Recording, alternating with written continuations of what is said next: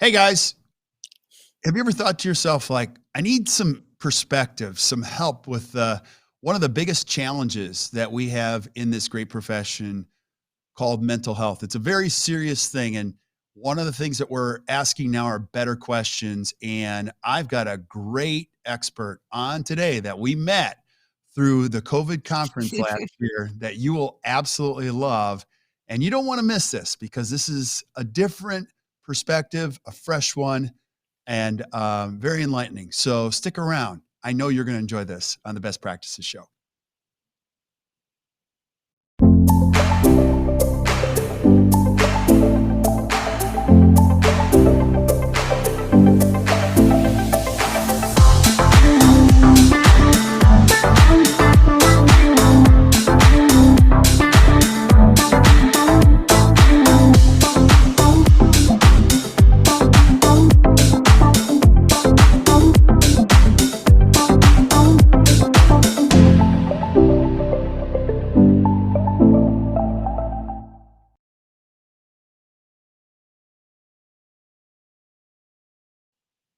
Hey guys, welcome back to the Best Practices Show. My name is Kirk Behrendt, and I'm your host, where we take a look at the best business practices from the best dental practices all over. And we're so glad that you're here today because today we're going to be addressing one of the biggest challenges we know in this great profession, which is mental health. And boy, do I have a treat for you today, Dr. Jackie Kinley, who we got to know last year. So stick around. I know you're going to absolutely love this. Now, a couple things. You know, this community has grown in such a great way, and we're so grateful. And as we look at the 1 year mark, I think it's actually 1 year ago tomorrow that we started the conference, and we got to know over 38,000 of you that opted in. And it grew, and there were younger dentists, there were dental students, there were people that were thinking about becoming dentists. And I just want to do a couple things. Number one, I want to welcome you if you're just showing up here for the first time. And I also want to ask you, if you're listening on Spotify or iTunes or wherever you're consuming podcasts, go down there and hit the subscribe button, because I want you to show up every single week. You're going to see every single week, I'm going to bring you another expert in dentistry, and we're going to have them give us insight on some of the biggest challenges so that you guys can create a better practice and a better life. I also want to encourage you to check out our private Facebook group. If you haven't joined us over there, check it out. So it's called The Best Practices, powered by Act Dental. We're over 13,000 of you are over there just helping each other every single day on any question that comes up dentistry related. So you'll love that. And then lastly, you know, if you're looking for solutions with your practice, you know, coming up on the 1 year of this, a lot of people are predicting that the world is going to go back in a strong way to face and people going back, trying to get back to normal as much as possible. And I know all of us can't wait for that. But if you're looking for solutions on how to just get your practice ready, you'll see we're a practice coaching company. We help practices do this all the time. Even if you just need somebody to talk to about hour changing, you know, how do we make a better situation with our systems, just get our practice going. That's what we do. So feel free to reach out to us at actdental.com. You can also see that we have Act Dental U, where we bring you a brand new masterclass every single Friday, and you get 30 minutes, 90 minutes to learn from them, and 30 minutes where it's a great Q&A and just an awesome community. So I want to welcome my guest today. So Jackie, I got to know you. Now I want to tell a little bit of a story on this, because Dr. Scott McLean, who I'd heard of, I knew of him. We got to know each other better in the conference. And as we were assembling great educators for the conference, he's like, no, you want to get Jackie. And I was like, well, who's Jackie? He's like, no, she's brilliant. And we all need this topic because I've told this story many times with Jackie. I had a full out panic attack on March 17th, 18th, 19th, somewhere in there. And then with a little help from my friends, I was able to calm down a little bit. But we were still trying to make sense of this world. And then you came on and you were the breath of fresh air. I remember we had our Zoom account and we only had it like set to 1,000 people. And then you showed up the first time, and like the feed went off the charts. And I was like, you guys, we need more bandwidth. And then we had you back again and again and again. And every single time we had you back, You gave us more perspective, more things to think about, and you also brought a different take. It was kind of an inside out approach to Mm, this thing that's so important. So I want people to know first who you are if they've never heard you. Like, who is Dr. Jackie Kinley? What do you do? Like, who are you? I'm a psychiatrist, I guess first and foremost, I'm a psychiatrist, by default. I ended up in medical school. I'm a medical doctor. I'm not a psychologist. I'm a psychiatrist. And, so I went through medical school and, sort of, tried to find my way through Western medicine. There's some things about it I absolutely loved, but what I really missed was the person. So I'm a psychiatrist. I love connecting with people. I trained in Denver, Colorado. I'm from Canada, but, trained in Denver. And, yeah, I just love working with people. I'm an author. I'm a coach, a trainer, a facilitator. Yeah, I do a lot of different things because there's a lot of things to do. Right, right, absolutely. And today we're going to be talking about some of the. Now, you've written a great book on this, and I'm going to put it on the screen. So if you haven't, she's got some great material. So we're going to touch on a lot of it today. But if you want to take a deep dive into all of this, the mental fitness, game changer, I Mhm. want you to describe the concept. Now, take us through the journey that we've been through in the last year. Also, like, why is this Yeah, topic so important? And how yeah. do you see it differently than probably most people we talk to?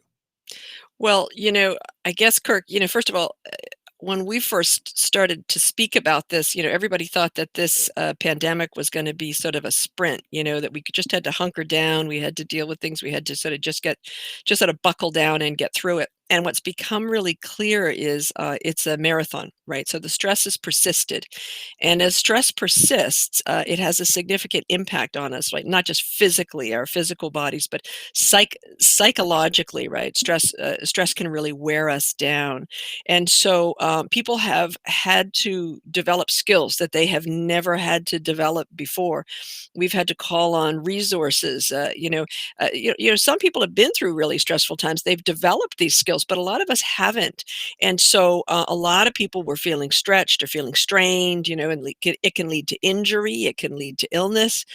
And so, really, I've been trying to get out front of all of this, helping to impart skills, to sort of people, recognizing that your brain is like any other muscle, and we have to develop skills to be able to deal with stress. And these are extraordinary times. These are extraordinary stressors, and most of us have never had to develop these skills. I think COVID's been the great leveler. I mean, I actually, in some ways, it's been horrible, and in some ways, it's been fabulous, right? Because it's really forced us all to admit that we're human, and that mental illness can occur in any of us if we're not careful and if we don't take care of ourselves, just like physical Right, illness can happen. And so the mental fitness paradigm is kind of born out of that. right. And yeah, I want to open this up too because in COVID, I wasn't even after I started to calm down, I wasn't sleeping very well. Mm, mm, And then you have this thing that just keeps going yeah. on top of it, the physical part was bad because I was, a lot of us were just eating more, probably drinking more. Yeah. There were some good pieces of it, like a forced sabbatical. There were things where we had to slow down but making sense of all this and just getting back to Mm, these exercises, the mental fitness game, there were so many tools that you gave us that like just one, mhm, I was just thinking one foot in front of the other every day, just like one step at a time. So, and go a little bit deeper. When you say mental, like, you know, the brain is a muscle. Can you just go a mhm. little deeper? Like, what do you really mean by that? And Yeah, yeah. um, are we in a different place where we just have more things coming at us? We look at a lot more images. We're Yeah. not as physical. I mean, I don't even know. I'm just asking you these Yeah, questions. yeah, no, those are all really good questions, right? And I guess the first thing is, I mean, what you're talking about is sort of more stuff coming at us is, yeah, there are more stressors and they're different stressors, right? So, and different stressors require different skills in order to be able to deal with them. So we've had a lot of different stressors. But I think when it comes to mental fitness, what I'm actually talking about is your ability, your psychological ability to be able to cope with those stressors. And we know that we get strained and we have illness and injury when we're not psychologically prepared or equipped to deal with those stressors. And so when I say your brain is like a muscle, there are certain mental habits of mind that you can build and develop, that help you to stay healthy and strong through stressful times. You alluded to a couple of them, already, like at the opening, staying positive and optimistic, fostering that kind of positive mindset, right? Seeing possibility, focusing on what's under your control, right? These are all sort of perspective taking skills, right? But you've Yeah. alluded to some other ones, right? Even sort of like I sort of talk about four mental muscles. The sort of muscle groups. If you can see fit, which is perspective. If you can think fit, which is keep your thinking brain on calm down and focused. If you can feel fit, which is deal with all those emotions that come up. And you talked about panic, right? Anxiety and panic happen when emotions start. And then the last one is act fit, right? Is if you can reach out to other people, stay connected. And so these are skills, these are habits of mind. You can learn these things, you can make connections in your brain, and you can strengthen those through exercises so that you actually it becomes second nature. You can build the muscle memory. So when you're under stress, you know how to respond in a positive and adaptive way. Yeah. Well, let's start breaking this down. Give me a framework, 'cause I love this conversation and I know how important it is. Yeah. It's very, very important. And we've also learned it's not a stigma anymore. It's something we No. have to talk openly about and proactively about. And we had Josh Austin last week, and I had great. He was amazing, and as a as a human being, you always want to fix things, and he's like, no, Yeah. you need more understanding first. But Yeah. I also love to know in the process of understanding, like a framework of just even things we can do personally. Hmm. So walk me through this. Like, give me Yeah, yeah. Well, give me. so first of all, I wanna come back to Josh because I think, I really love that because I think it's so true is people aren't broken. I think it's really important, and I think our system is broken because we look at people and we think they're the problem.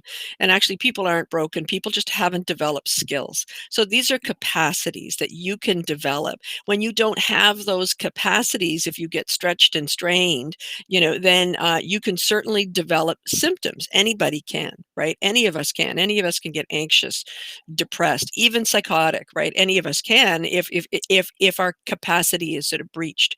And so it's not about judging people, it's about understanding what resources individuals have psychologically and helping them to develop the skills they need. These aren't character flaws, right? These are skills deficits. So I love that sort of lens. We use exactly the same lens. The framework that we use is kind of a sense making tool. So it's this idea that, is that, we can sort of help you to measure, what's my perspective? Am I strong in these different habits? How do I think when I'm under, stress? Am I able to, calm my neural circuitry, my arousal, right? Am I able to settle myself down, stay focused, that mental discipline? Am I able to identify and deal with my emotions, the surge of energy that comes, and can I reach out, can I actually empathize and stay connected to other people? So the framework we use is see fit, think fit, feel fit, act fit. And there are what we call power moves, exercises that you can do and practice to develop those different brain regions. And loosely those correlate with large neural networks in your brain. And so, there's a whole neurobiology underneath, or neuroscience underneath what we do. It's sort of an evidence-based approach, which is where my expertise in psychiatry has been really helpful. Working with folks for years, I can see what works, I can see what doesn't work, and what we all have in common. Right? We're all human. We all have to develop these skills in order to stay well. Yeah. Can I ask you a question too? And this is a Yeah. little, what do you think from your perspective, people Yeah. fundamentally get wrong about this? What's the number Oh, one yeah. that Number you one. number one? Number one, emotions are bad. People think that emotions, because all of a sudden you have this energy in your body. We have a lot of beliefs, right? Anger's not safe, anger's dangerous, anger means I did something wrong. If somebody gets angry with me, sadness is weak. All of those things. People think, emotions. There's so much misinformation about emotions. And emotions are actually adaptive, they're empowering, they're very, very helpful. But like the truth, they can be used for good and evil, right? Anger can be used for advocacy and ambition and perseverance. It can also be used to be nasty and mean. Sadness is actually really, important. It means that you attach to people. It means that things matter. When you lose something that you care about, it's sad, right? So that's natural and normal. Grieving is part of life, right? But when we can't deal with anger, when we can't deal with sadness, when we can't deal with fear, right? When we get stuck in emotions, that's when we get sick. So stuck fear, right, leads to anxiety. Stuck sadness leads to depression. Stuck anger leads to suspiciousness and paranoia, aggressive behaviors, right? And people will try to medicate away those symptoms, right? They try to get rid of them, but actually it's the opposite. Is that the way we get rid of anxiety and depression is we need to start to be able to feel our feelings better. It's not about feeling better, it's about getting better at feeling. So if we can connect with that emotion, listen to it, use the energy, it's just information, harness it and work through it, it will not only help us, make the right decisions, right? Because it informs us about what's happening. It actually keeps us healthy and well. Right. Now, I'm going to ask you potentially another controversial question, and Yeah. it's everybody has their perspective, and I really value yours. I think it's very important that we all have somebody to speak to. You know what I mean? Yeah. Like there's no, you should have someone to speak to, whether it be a It's a therapist. gift. It's a gift. It's Yeah. totally a gift. What, from your perspective, are the right people to see? Oh goodness, that's a tough question. I can tell It is you. a tough question, but some people were like, "Well, I didn't, it just stirred up more, and we didn't get anywhere," and Okay. like Okay. Yeah. or Yeah. that Yeah. type of thing. And then I also want to go back to your framework. You said see fit, feel fit, act fit. I missed one. There was Think. Think. think. You're That's number you're one. not thinking, Kirk. I know, I No, no, know. no. So you always build from the bottom up. So Okay, see fit is perspective, approach, right? Think fit starts with your brainstem, quieting down your, brainstem so that, when you're too stressed, you flip your lid, right? I talk about, when you're really, really stressed, you don't think clearly, right? right, And so it's about, so see fit, think fit, and then feel fit. List sink into the emotion. When you're right, under stress and pressure, your emotion is information. Don't shoot the messenger. What am I feeling? Read the emotion. And then the act fit is to respond in a positive way, to stay in relationship, right? To empathize, to stay connected. Because when we're under stress, when we're fearful and under stress, it's really easy to just see difference, right? It's because you become kind of narrow-minded, myopic. You don't see clearly. So it's really easy to fall into judgment and difference. And so it's really important when you're under stress to, settle yourself down, to think fit, to feel fit, and then to act fit, to lean into the other person, to empathize, to understand. This is what Josh was saying. When we're under stress, it behooves us to understand. We're quick to judge, and it's actually the opposite. yeah, Anger means yes. It means if you're frustrated and angry and stressed out, then you probably need to communicate more deeply with the person that you're with, right? That's how you find higher ground, is you right. dig deeper, right? That gets you to higher ground, paradoxically, right? Yeah, I love this, and Mm. I want to walk through these steps, and then maybe I'll ask the question a little bit differently. One of the Oh, challenges. no, no, I wanna go back to your first question. Okay, let's go back. Go ahead and answer I that wanna go question. back because I And let think me that's a really important question. I know, but and let me tell you why I'm asking the question, Yeah, because yeah, we coach dental professionals all over the world, like yeah, all, and I know when they're stressed, and I'm yeah, like, "You talk to somebody," and they're like, "I don't wanna do that," and they're yeah, even hesitant to do it. I'm like, "No, you need to talk to somebody," yeah, yeah. and they're held back by their own beliefs about this experience. So, maybe couple those together, like. Well, let me talk about the hesitancy and the resistance of folks to sort of speak to people. Right, Because I think that's important. And I think that part of that is because it's personal, right? There's a lot of shame, there's a lot of guilt, there's a lot of stigma around feelings, and often people can think it looks weak or and it's there's vulnerability, opening up to people, right? You're sort of laying your heart on your sleeve. You're opening up to somebody, and so it is scary. And if people have had a bad experience, either in therapy or just in relationships in general, right? Sometimes relationships can be a source of threat. People are like, I don't trust people. I've been burned before, right? So sometimes approaching people is really difficult.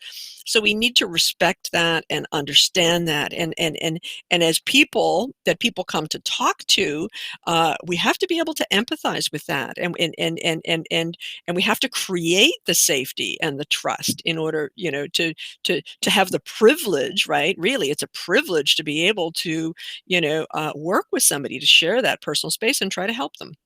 Right. The other thing is, though, I think, what you're talking about is, I like to think about it like this, Kirk. This actually might be a nice metaphor. I used to always be in the hospital and always deal with folks that were drowning. Okay. So when folks are drowning, they need a lifeguard. Okay. So it depends on who you're talking to and what the person needs. So sometimes people do need a lifeguard. They need a mental health professional, right? Whether that's a psychiatrist or a psychologist or even a social worker, whatever. But other times people actually are just kind of struggling a little bit, and they're sort of splashing around in the water. What they really need is a swim coach, right? And actually, I'd rather be a swim coach, teach people the skills they need so they don't drown, right? So I'm Right. trying to get above water with people, right? So I think the first thing is when you say somebody needs to talk to somebody, there's a kind of a fine line, right? And if they're having symptoms, right? If you're actually having symptoms, if you have a major anxiety problem or major depression, or psychotic, like, perceptual problems, then you really do need to see somebody. Then you're a little bit below water and you need somebody to help you get back up. So these Yeah. are complementary, right? So I think the first thing is sometimes people don't want to see somebody because, you have to be able, yeah, in order to work with somebody, you have to be ready, willing, and able. And the able piece is that, you need to be with the right person. Okay. Right. Um, and then, the other thing is you have to be ready and you have to be willing. So, and because it is hard work, and you have to move at the right pace. And so if we turn it around to the professionals, right? Um, Sometimes you get a bad match, right? Because you need different things at different times. Right. So if you're underwater, you certainly need somebody, and sometimes it's medication, sometimes it's somebody to help, help you work through, do therapy, and there's different kinds of therapy, right? Right. And sometimes cognitive behavior therapy isn't very good for somebody who's a real thinker, right? Sometimes they need feelings, right? Sometimes therapists focus on feelings, and actually that's not what the person needs. They actually need to focus on their thinking. That's why I like our framework, is because it builds skills in all those areas, right? Mhm. It builds I skills in all those areas. I love it. Now, our good friend Deepak, who always asks great questions, he says it seems mental health has been a problem for a long time, but all of a sudden it's come to the forefront of social awareness. What, in your opinion, what's caused this? Great question. The epidemic, which is now a pandemic. It's that, at least in Canada, right? We say 1 in 5 people have a mental illness. That's impossible. I mean, that's not that's a systemic problem, right? And that's what I'm saying is we think people are the problem. Maybe the problem is something else. Maybe it's the way we look at people, the way we label people, the way we deal with people. I think that sometimes we actually exacerbate symptoms. I've had people come to me and say, "Oh, I have this, I have that," and they really identify with a label, and we have focused so much on diagnosing people, right? And putting a label on people, which can be really helpful in the short term. Like, I'm not against that. You're struggling with this. But if they stick and get stuck, and if you don't actually then move on and understand the person and Right. help the person develop the skills they need, then they're not going to get better. They're going to keep coming back, and it's going to get worse because you haven't actually dealt with the problem. So mental health problems have been there for a long time. In some ways, I think our systems are the problem. Our systems and the paradigms that we use when we look at people. Yeah, absolutely. And there's so many facets of this. And I do want to go back to your framework and maybe give people an idea or even an example of how I would use it when you say see fit think fit, feel fit, and then act fit. Walk me through Yeah, yeah, if I'm, yeah. if this is resonating for me, like take me through a challenge and how I would just use this to improve my mental fitness in this Yeah, process. yeah. Well, so I'm going to use an example that you shared. Panic, right? A lot. Yeah, anxious, fearful, overwhelmed. There's so much going on, right? So if I sit down with you, right, and sort of do a, sort of profile, right? We actually have a measure that we use, right? Do a little profile. It's quick, easy, and be able to say, look, you know what, your perspective is actually really good. Like you see fit, you can see things. You're positive, you're an optimistic person, you like to care for yourself. That's not the problem. Under the think fit, the stress management score might actually be really low, which means that when you start to go, you're an overthinker. So you start to think. So you don't settle your arousal down. So that would be an area that would be a growth opportunity, right? That would Right. be a growth opportunity. And then the other one is, and I don't even know, but I'm thinking, listening to what you're saying, is probably you were having a lot of emotion, sadness, fear, anger, frustration.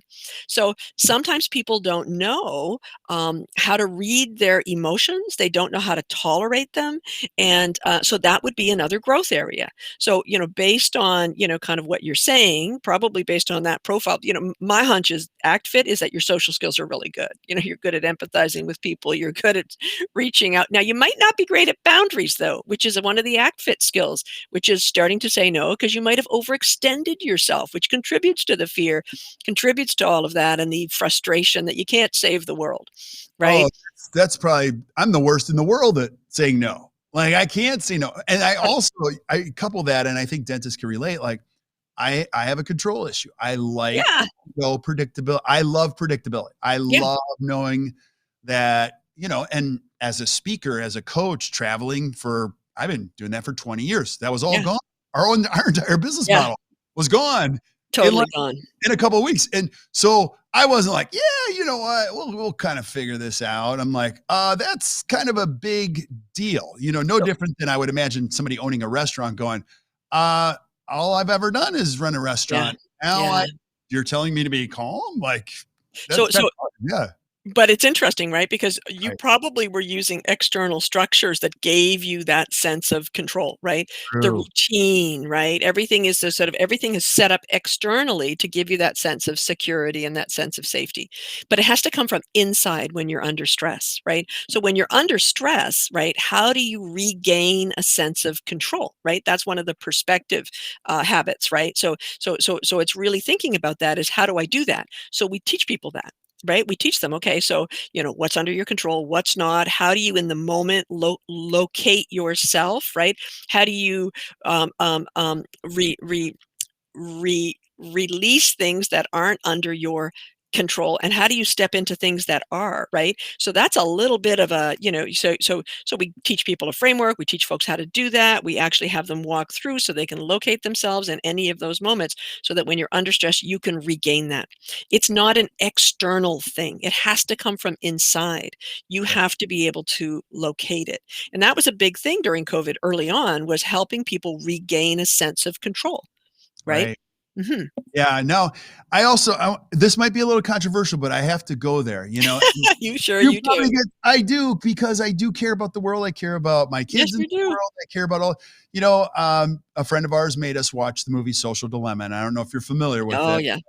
And so I don't want to just like go down that rabbit hole, but one of the things that I felt while I was watching that scary movie is we're losing sense of what's real, Yeah. because I used to enjoy social media. I'll tell you, I hate it now. I Mm, absolutely hate it. And then you've got quite the just, you watch it for too long. I'll tell you one mm, thing, it doesn't make me feel any better.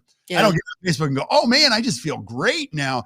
mm, You see the separation. You see people like showing every meal, and now they're on a beach, and it's awesome, and all this mm, stuff. I don't begrudge that or anything like that. But you got one side, and then you got the hate side of it, and they're like competing for space in my feed. And I mm. wonder about the kids coming out like, we don't even know it's real sometimes. So Yeah, I don't even know what I'm asking, but I'm asking, I guess, is yeah, this stuff that we're seeing distorting our ability to make sense of it yeah. sometimes and what's real and achieve Well, mental fitness? I think one of the things that's really important is technology is two-dimensional. It filters out real. It squeezes the life out of things, right? Emotion is energy. It's all about energy, and energy gets transformed when it turns into bits and bytes. So the emojis and all of those things you can do. So what we see, is like whitewashed, and it tends to polarize things too, right? And so you're absolutely right, as we live in a world where it's hard to know, unless you're in real time and real space with somebody, what's actually real, because you lose the texture, you lose all those other dimensions, right? The sixth dimension is kind of your intuition, your sixth sense, right? But you lose all that sense. It's so interesting because we talk about our senses, right? And when you put something through tech tech technology, all of the sense is taken out of it, right? Right. And so and so common sense is not common. And then the other thing is that then we try to create artificial reality, right, in order to substitute for that, right? So you're not alone in that. Most it's all like whitewashed. It's not real what you see, right? It's all fabricated. It's presented. It's a presentation, right? Right. Yeah, and Deepak asked another question. We'll quickly address this one because I don't want the show to be about it, but I feel your pain, Yeah, Deepak. I feel cell phones and social media have negatively affected my kids. yeah, yeah. Any advice on Well, reducing their usage? Well, a couple things are, boundaries, limits. Yeah, Parents, feel like they can't set boundaries because they're going to hurt their kids or they're going to make their kids be different from other kids. You know what? Boundaries are really important, right? I don't know how old your kids are, Deepak, but if you have little kids, you can set up like a thing like a net nanny on the computer at home, which limits right, their time. It manages their screen time, the sites that they can go to, right? There's things that you can do to actually pre-program cell phones and stuff, and to limit their data, limit their usage. And what do you put in its place? Real time, face to face time, quiet time, reading a book, sitting down, going for a run, time with friends, get outside, real interactions, human interactions, as opposed to technological ones. yeah. Amen. Amen. Yeah. I do want to ask this question because mental health in all of our schools, especially our school, they talk about it all the time. Mm. The environmental impact, you Yeah. know, um, there's all these theories now, and there's a lot of them on Yeah. just the impact of a pandemic and the future development of brains and things like that. Hmm. And I feel bad for my senior who's had 2 years of pretty much, you can't, no, you can't do that. You can't do that. Uh, Hmm. we talk about, mental fitness.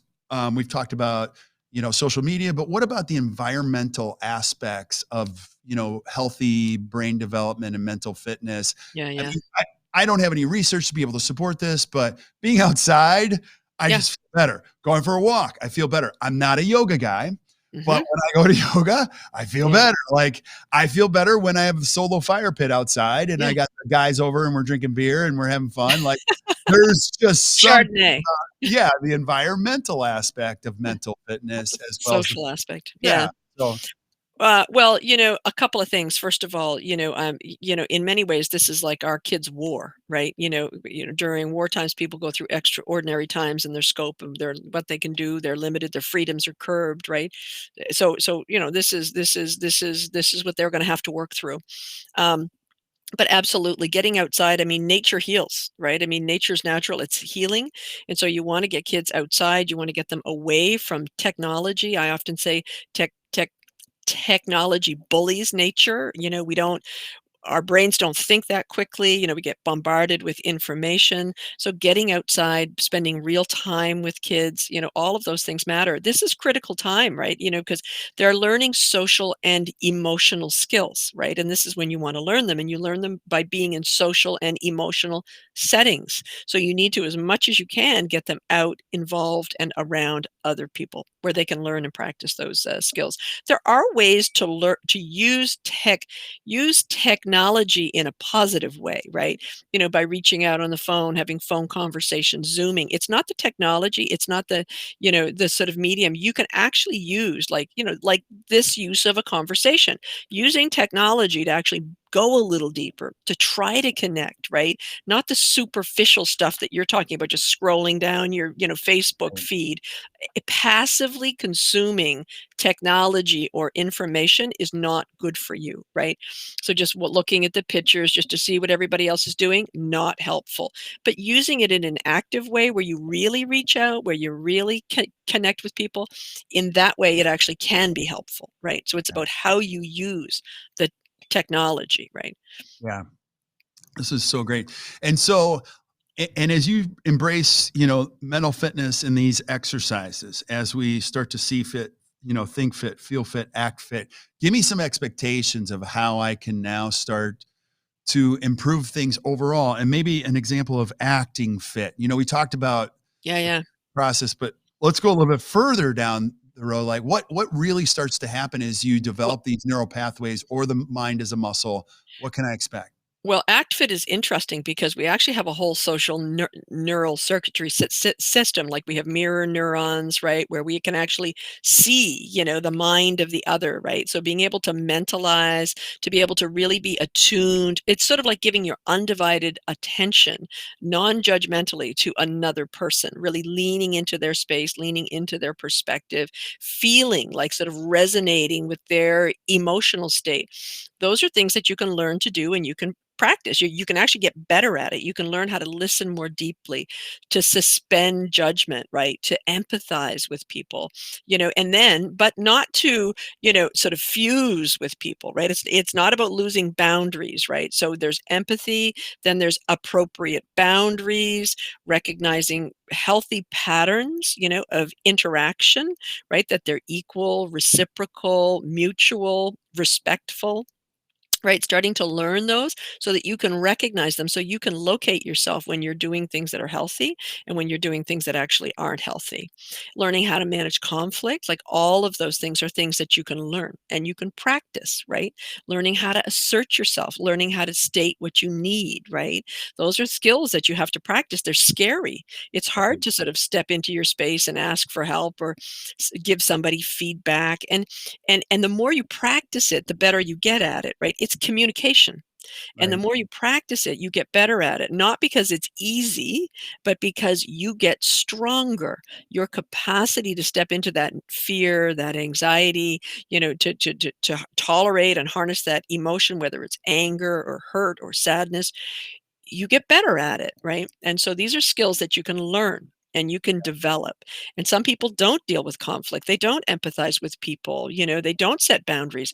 And it's not because they're bad people, or it's because they've never thought about it. They've never really learned how. And these things are really important, not only for you to stay healthy, right, but for your relationships to be healthy and honest and not just superficial, right? So many Right. relationships are superficial, right? They are. They Yeah. are. Now I have to ask you too, because I'm passionate about your work. I mean, I think you're incredible. And anybody that does anything, like I love what I do. I know you love what you do. Tell us like Mhm. one of your favorite stories. You've changed people's lives, and you don't have to share specific information, but give us an example of how one of your favorite stories of hope, like I worked with a kid, and here's through this process, through this framework, he or she was able to finish that story for me. Well, you know what? I guess, the way to say this is, I sort of think of myself as an alchemist. And what I mean is, I turn people into gold and because I see the gold in them. Right. And so I see potential in everybody. Right. And so, I've had people come, who've, have significant symptoms, whether it's kind of, pseudo seizures or, tic disorders or all kinds of things. And what happens is when they start to work through their emotions, when they start to change their perspective, the way they see things, when they start to learn how to ground themselves, to tolerate their emotions, when they start to learn those skills, they get better and their lives change, right? And their symptoms go away, right? So, I guess for me, and that's one of the reasons why I've gone upstream is because I've been so fortunate, to work with people. I've been privileged to be able to work with people who who have been ill, and what I mean by that is who are crippled with symptoms, suffering with symptoms. And but what I found was I was constantly downstream trying to pull the babies out of the water, right? Like, as opposed to going upstream and saying, let's stop throwing them in. Like let's stop setting people up, let's equip people with the skills they need so they don't end up underwater, they don't end up downstream. So that's really sort of fueled my passion, right, to get out front of these things, right, and to be proactive and forward thinking, and help anybody that wants to learn skills, help people to develop skills, because that's going to keep them healthy, that's going to keep them well, and that's going to have a ripple effect, right? Just, you think of being ripped physically, right? I mean, there's a ripple effect, right, when people get stronger. And I think it's just so, yeah. Yeah, I think it's just a great paradigm, and it's so hopeful. And I'm a very positive person, and I love people. And I think the thing that makes me the most angry is unnecessary suffering. I can't stand it, right? I don't like to see people suffer. I understand there's necessary suffering. We all have losses. That's all part of life, and I get that, and Right. we can help each other bear suffering. Unnecessary suffering, I don't have a lot of time for it. It's very, very difficult to watch. Right. It probably grows in its size and impact Hmm. in the wrong way that it's intended, Yeah. Can so can can I answer that question there, that comment somebody put up, yeah, Nagy Hana? I think yep, this is a really important question. I think people became more aggressive after COVID. I want to speak to that because I do think there is truth in what we're seeing, right? But I really want to encourage you to, because we have to try to stay away from judging, right? To understanding. We want to shift, and I think what's happening with COVID, and this speaks to people's capacity to tolerate emotions, is that people are being stretched farther than they've ever been stretched, and it leads to strain and all kinds of stuff. And I think people are very strained. And so, when you're grieving, COVID has caused a lot of loss. And when you're grieving, it's natural to move through emotion. And you start with that denial and fear, and then the anger, right? And then the bargaining and the sadness, and then if you can tolerate those emotions, you work through them and you come to resolution and acceptance, and then there's a new day. And so it's so important is that is that if you can't tolerate anger, if people get stuck in anger, they don't know how to work through it, or if they get stuck in sadness, that's what you're seeing. This is a failure to grieve. People don't have the emotional capacity or support to be able to work through these emotions. And you're absolutely right. The lost the training of socialization is that we need people. We need people, right? People help us. People can hurt us, but we help each other. Grieving, you don't want to bear suffering alone, right? And that's why being together, staying connected is so important. But we have a lot of angry people.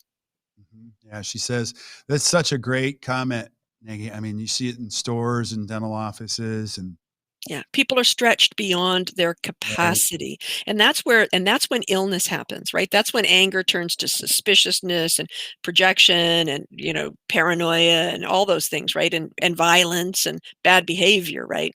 right, But it's not that these are bad people at the core. These are people that don't have the resources. And I say these are people like they're different from you and me. People, you and I, everybody. If we don't have the resources or the capacity to deal with these things, that's what I said, when I was saying, Kirk, you have to be ready, willing, and able. It's like running a marathon. You have to be able. There has to be a course. And, there is a course. We can learn these skills. We know that there's programs. We know that we can do it. You have to want to do it. Nobody's going to force you to run a marathon, but you have to be ready. So you yeah, have to help people build capacity. This is what I'm saying is psychological strength. We have to build it. And some people just have never exercised these muscles. They've never had to, they've never learned how, and we have to. Right? We have to, right? Because we're going to be under stress. We're going to be under strain. It's not going to go away in the short term. Things are changing. And we have to learn how to deal with it, right? Um, and I it's anyone's guess, But whenever I have an expert on, I always want to say, hey, what do you think the future might look like? Or what can we anticipate in the future? I mean, what do you see 2 years from now, 3 years from now, 4 years from now in this very important subject that you're so committed to? Any thoughts on that? Well, I think, as I said, I'm an optimist, and I think shows like this are great. I think getting the word out that people are not broken, people are not bad at the core. People need to develop skills and competencies to deal with stress. Stresses are changing, right? We have a lot of stress right now. We not only have, health stressors, we have physical, financial stressors, relationship stressors, social stressors.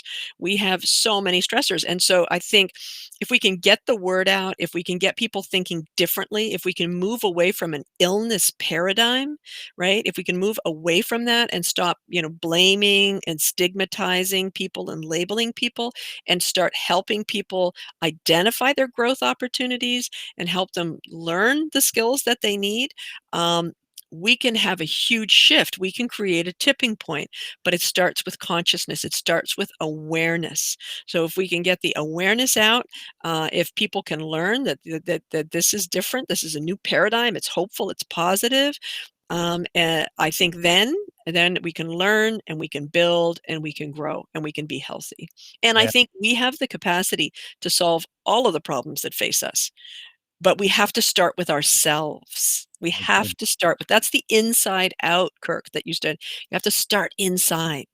Mhm. Yeah. Yeah, and I'm just gonna encourage you guys, if you haven't seen or read any of Jackie's stuff, Jackie, I want you to talk about your book, and then you also do courses. You've got courses, you've got, your Mhm. institute. I want people to check it out. Number 1, I want them to get the book, and I'm gonna put it up on the screen. Tell us about what's in the book, and then, you did some sample courses for us, but you also have other things, great resources, and tell them what they are and how they can get them. Yeah, well, I guess first of all, the book introduces this whole paradigm shift. The whole purpose of the book is because people would ask, well, what is it? What is it? And so I finally just had to try to write it somewhere so people could read it at their own time. But it talks about mental fitness and what resilience is and where these habits of mind come from and how we build them. And it doesn't go into detail about building them. It's not a pathway to, oh, I'm going to read the book and I'm going to build all these things. It's an awareness tool. It will help you to learn about what the skills are. And then, we have developed a whole framework and a whole series of programs. And so we use kind of this sort of awareness is first, and then education, and that can come in talks or workshops and webinars. We have live ones, and then building skills. We have actually programs where you can log in, you can join. We actually have a new program coming, I think, in the next month. So if you go to airinstitutes.com, I think it's Discover Resilience, and it's a 4-part introduction to those big mental muscle groups, right? And it introduces you to some of those skills. And then we have build programs, right, that prescribe exercises and coaching. And so a lot of it is interactive and sort of live through that webinar sort of way, and was a sort of a course library. But also one of the things that we're trying to do to make it more accessible is put it on a platform so you'll be able to log in and do your own tracking. So we're actively trying to build this out because there's so much demand. But right now, if you're interested, you can always go to www.air-institutes with an s.com. Yeah, and you can, I think there's an upcoming course the end of the month, and they're brief and they're fun, and you get to connect with other people in a much more real and meaningful way, right? Yeah, Jackie, this is so awesome. I'm gonna have you back again and again. I mean, you are a wealth of information. Every time you come, you bring something valuable that we can use. And I think this is a topic that is open for discussion, and it Mm. always will be. And we're always going to need new tools in our journey to be human and connecting with others. And I'm just so grateful to have you on here and just give us some great perspective. So thank you so much. You're so welcome. And remember, we often focus on differences. We're more similar than we think. We all bleed red, right? We're all, True. we're driven to attach. We're social creatures, right? And relationships can be difficult, and we have to learn how to tolerate and deal with them, right? Amen to that. Yeah. So, all right. Well, stick around while we say goodbye to everybody else. Jackie, I'm just so grateful. Thank you guys for watching or listening to the Best Practice Show, wherever you're listening to it. So if you enjoyed today, which I know you did, just do us a favor, hit the share button, share it with your friends, and keep sending us suggestions for things that you guys want to see on the show, whether it be with Jackie or other great influencers in dentistry. And you're going to see we're going to start lining them up even more. We've got some great ones in the weeks ahead. So make sure you subscribe. And until we see you guys next time, keep watching the Best Practices Show. You guys enjoy the rest of your day.